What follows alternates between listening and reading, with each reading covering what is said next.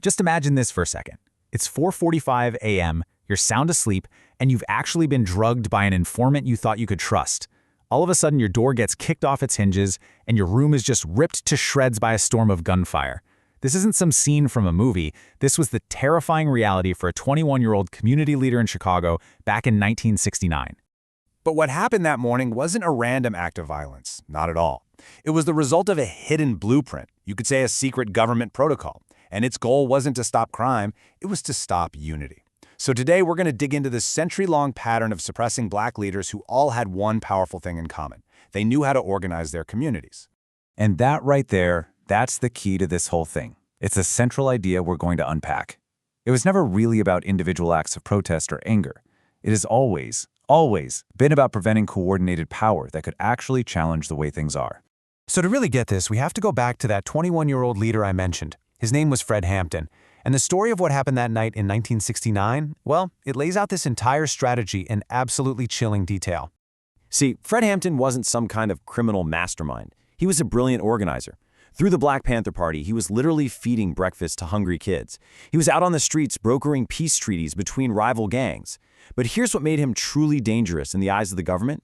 He was building what he called a rainbow coalition, uniting Black, Latino, and even poor white groups to demand change together. So this raid wasn't just some random police action. No, it was a calculated setup from the start.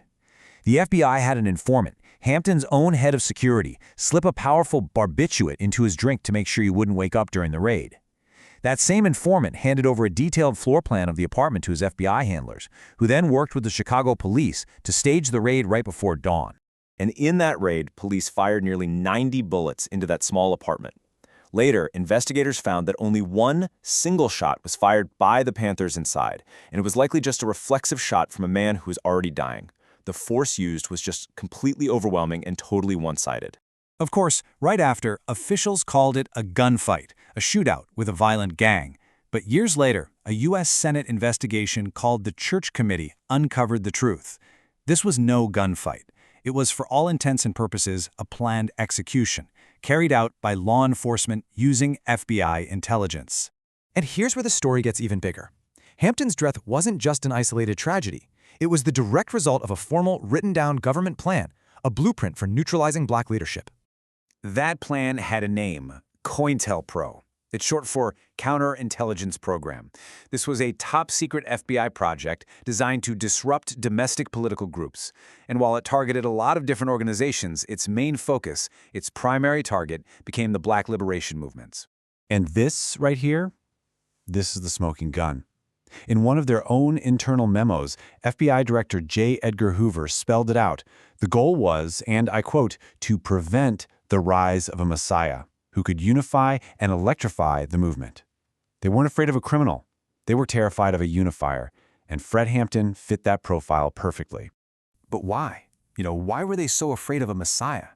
To really understand that, we have to go back even further, to where this whole playbook really began.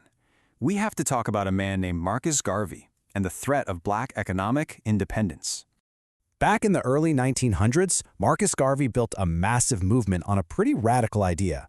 He basically said, Black people don't need to beg for a seat at someone else's table. We can build our own. He created the Black Star Line, a Black-owned shipping company, along with factories and grocery stores. The goal wasn't just integration, it was complete economic self-sufficiency. And wow, did that message connect with people. By 1920, his organization had over 1 million members. Think about that. This wasn't some social club. It was an economic force in the making, and it was a direct challenge to the entire economic order. And that got the attention of a young agent named J. Edgar Hoover. So what did Hoover do? Did he debate Garvey's ideas? Nope. He treated him like a national security threat. He used the exact same tactics that would later become the core of COINTELPRO. He planted informants, illegally intercepted his mail, and just worked to disrupt everything he did.